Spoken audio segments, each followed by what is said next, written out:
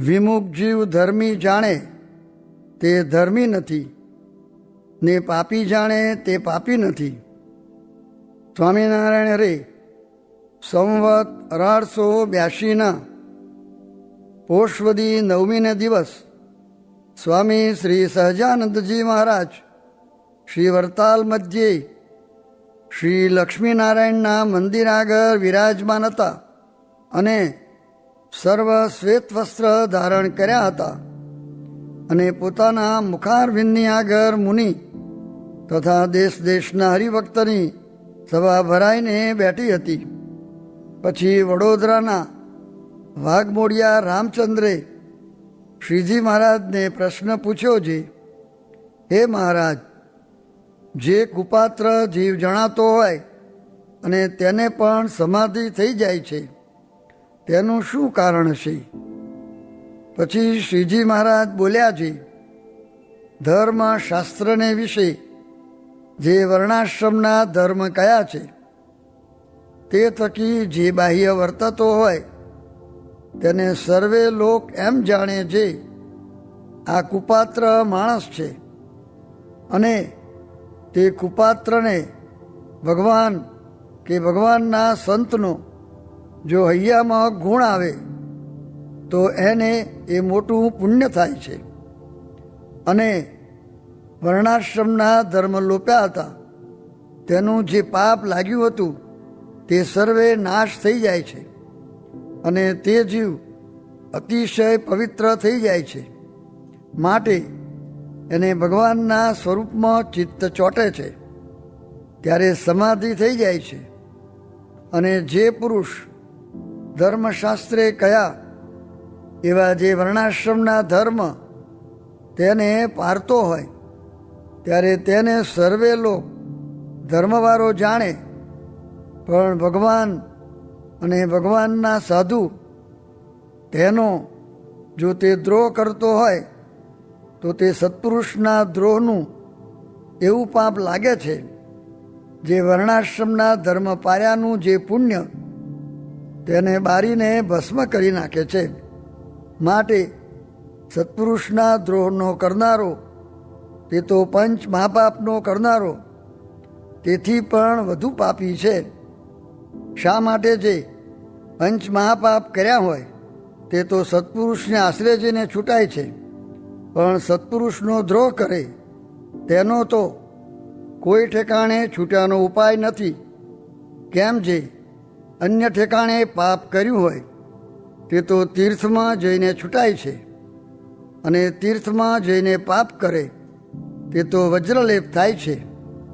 માટે સત્પુરુષનો આશરો કરે ત્યારે ગમે તેવો પાપી હોય તો પણ અતિ પવિત્ર થઈ જાય છે ને તેને સમાધિ થઈ જાય છે.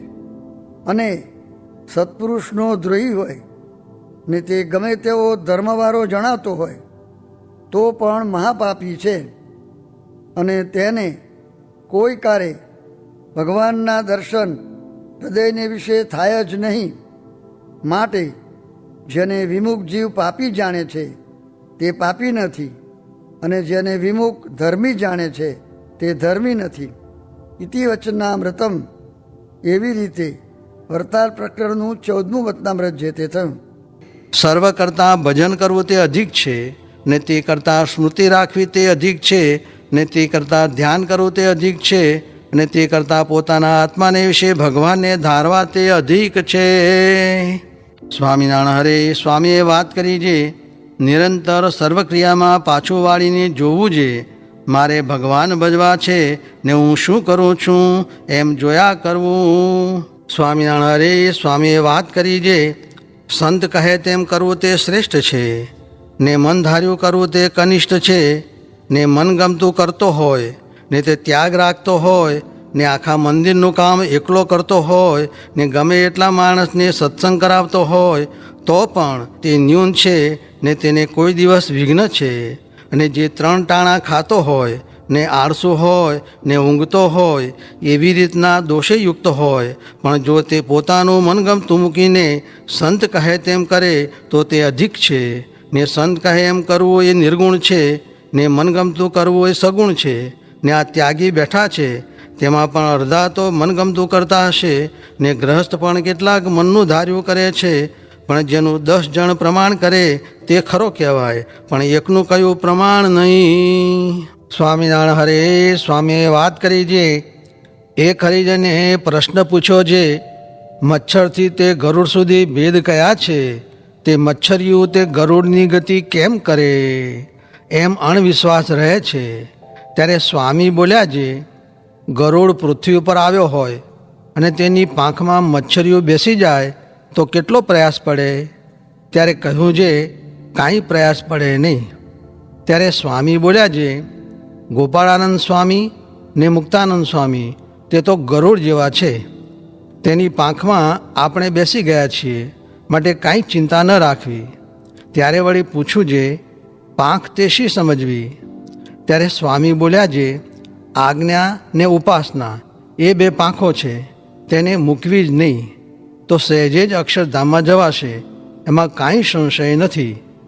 એમ કહીને વળી બોલ્યા જે 3 પ્રકારના પંખી છે, તેમાં કેટલાક પંખી તો વૃત્તિ દ્વારે ઈંડા સેવે એવા છે, ને કેટલાક પંખી દ્રષ્ટિ દ્વારે સેવે એવા છે, અને કેટલાક પંખી તો પાંખમાં રાખીને સેવે એવા છે. તેમાં વૃત્તિ દ્વારે ઈંડું સેવાતું હોય તે ઈંડું દ્રષ્ટિમાં આવે તો ગંદુ રહે? ત્યારે કહ્યું જે ન રહે. ત્યારે સ્વામી બોલ્યા જે એ ઈંડું પાંખમાં આવીને પડે તો શું ગંદુ રહે? ન જ રહે. એ તો દૃષ્ટાંત છે.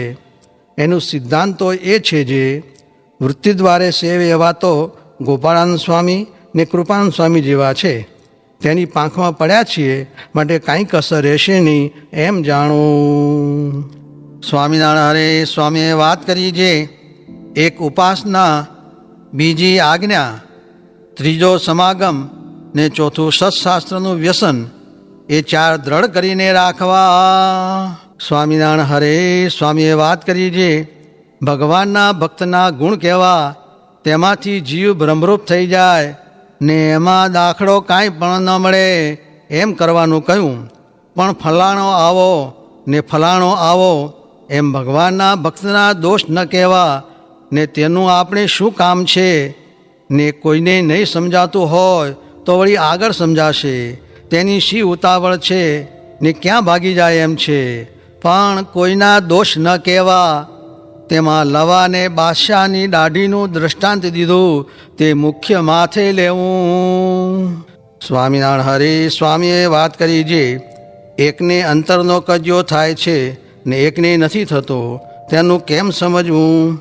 ત્યારે સ્વામી કહે ઘરમાં સાપ હોય તે ઉંદર ખાવા મળતા હોય ત્યાં સુધી ખીજે નહીં, ને ઉંદરને કાઢી મૂકીએ તો ઘરના બીજા સર્વેને કરડી ખાય, તેમ મન તથા ઇન્દ્રિયોના કહ્યા પ્રમાણે ચાલે તો કજિયો ન થાય, ને તેને મરડીને ચાલે તો કજિયો થાય છે. સ્વામિનારાયણ હરે. સ્વામીએ વાત કરી જે ભજન ભક્તિ ને કથા વાર્તાની સહાયને અર્થે ગૌણપણે મંદિરની ક્રિયા કરવાનો મહારાજનો હાર્દ છે, ને ક્રિયા પ્રધાન થઈ ગઈ છે, તે મહારાજના મળેલ નહીં હોય ત્યારે રાજા દ્વારે, આચાર્ય દ્વારે ને મૂર્તિઓ દ્વારે રક્ષા કરશે. હરે. સ્વામીએ વાત કરી જે ઉદ્ધવ મત વિના નિષ્કામી વર્તમાન ક્યાં છે, ક્યાંય ન મળે. તે ઉદ્ધવ મતનું પણ જ્યાં સુધી મોટા સાધુ છે ત્યાં સુધી પાધરું રહેશે, પછી તો ભગવાનની આજ્ઞા રાખશે તો રહેશે. સ્વામિનારાયણ હરે. સ્વામીએ વાત કરી જે જેને માથે મોટા શત્રુ હોય તેને ઊંઘવું નહીં, ને જેણે આતતાયી કર્મ કર્યું હોય તેને પણ ઊંઘ આવે નહીં, ને કામ ક્રોધ અને લોભાદિક શત્રુ માથે છે ત્યાં સુધી ઊંઘવું નહીં, ને જે વચન કહ્યા છે તેને વિસારી દેવા નહીં, તે જો એકાંતે બેસીને વિચારે તો સાંભળ્યા કરે.